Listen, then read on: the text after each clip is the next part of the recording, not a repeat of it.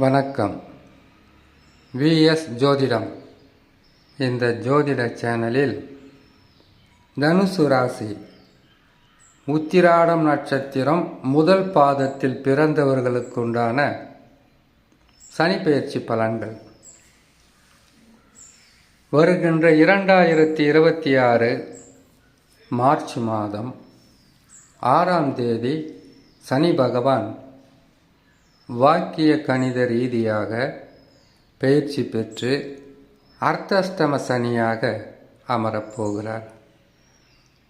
உத்திராடம் நட்சத்திரம் முதல் பாதம் என்பது தனுசு ராசியிலும், மீதமுள்ள 2ஆம் பாதம், 3ஆம் பாதம், 4ஆம் பாதங்கள் மகர ராசியிலும் இருக்கும். இது சூரிய பகவானின் நட்சத்திரம். உடைப்பட்ட நட்சத்திரமாக இருந்தாலும் உறுதியான மனமுள்ள ஒரு நட்சத்திரம். எதையும் ஆக்கப்பூர்வமாக சிந்தித்து அறிவுபூர்வமாக செயல்பட்டு வாழ்க்கையில் பல வகையான எதிரிகளையும் எதிர்ப்புகளையும் போராடி வெல்லக்கூடிய ஒரு நட்சத்திரம். இந்த நட்சத்திரத்தில் பிறந்த உங்களுக்கு சனி பகவான் அர்த்தஷ்டம சனியாக 2.5 ஆண்டு காலம் அமரப்போகிறார். அர்த்தஷ்டம சனி என்றாலே பாதகம் என்று நினைக்கக்கூடாது. பாதகம்தான் சனி பகவான் தந்து விடுவாரோ என்கின்ற பயமும் இருக்கக்கூடாது. காரணம், கிரகங்கள் பேச்சு பெறும். நல்ல இடத்தில் இருக்கிறதா நன்மைகளை செய்யும். கெட்ட இடத்தில் அமர்கிறதா கெடு பலன்களை தரும். இது 12 ராசி 27 நட்சத்திரத்திற்கும் பொருத்தமாகத்தான் இருக்கும். ஆனால் நன்மையா தீமையா என்பதை முடிவு செய்யக்கூடிய மிகப்பெரிய ஒரு சக்தி ஜாதகத்தில் நடப்பு தசா. அது நல்ல நிலையில் இருக்கான்னு பாருங்க. அது நல்ல நிலையில் இருந்தால் உங்களுக்கு வரக்கூடிய பிரச்சனைகளையும் துன்பங்களையும் எவ்வளவு பாதகமாக இருந்தாலும் பாதியாக குறைத்துவிடும் தசா வலிமையாக இருந்தால். தசா வலிமை இல்லைன்னா தான் உங்களுக்கு போராட்டங்கள் சற்று அதிகமாக இருக்கும். அப்படி போராட்டங்களாக இருந்தால் கூட அதை போராட்டங்களிலிருந்து மீண்டு வரக்கூடிய சில பரிகாரங்கள் இருக்கும்.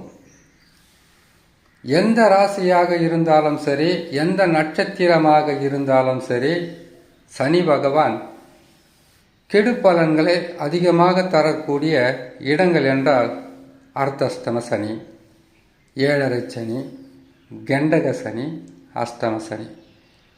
அர்த்தஷ்டம சனியாக வரும் காலங்களில் உடல் நலத்தில் சில பிரச்சனைகளை கொடுப்பார். அதனால் பணம் விரயங்கள் ஏற்படும்.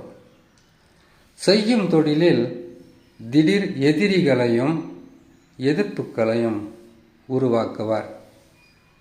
அது தொழிலாக இருந்தாலும் சரி, இல்லை வியாபாரமாக இருந்தாலும் சரி, அரசாங்க ஊழியர்களாக இருந்தாலும் கூட சரி, இவர்களால் சிறு தடைகளும் சில பிரச்சனைகளையும் நீங்கள் சந்தித்தே ஆக வேண்டும். இதுதான் சனி பகவான் அர்த்தஷ்டம சனியாக இருக்கின்ற காலத்தில்.